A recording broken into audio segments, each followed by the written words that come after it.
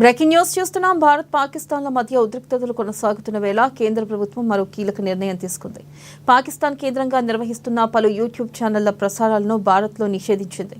Pak news entertainment మీడియాకు చెందిన 16 ఛానళ్లపై ఈ వేటు వేసింది. డాన్ న్యూస్, జియో న్యూస్, సామా టీవీ సహా పలు మీడియా ఛానళ్లు, కొంతమంది జర్నలిస్టుల ఖాతాలపై ఈ నిషేధం విధించింది. మాజీ క్రికెటర్ షోయబ్ అఖ్తర్ ఛానల్లో కూడా ప్రసారాలు అందుబాటులో లేవు.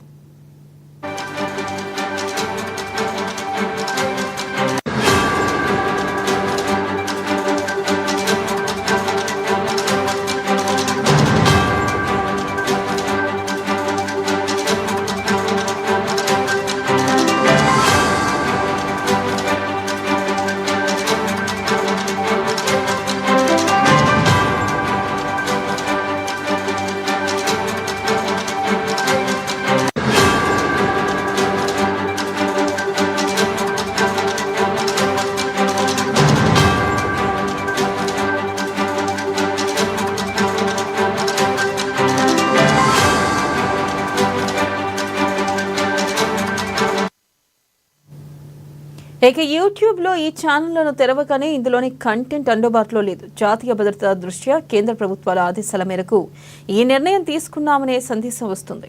ఇప్పటికే పాకిస్తాన్ ప్రభుత్వానికి చెందిన అధికారిక ఎక్స్ ఖాతాను భారత్లో నిలిపివేసిన సంగతి తెలిసిందే.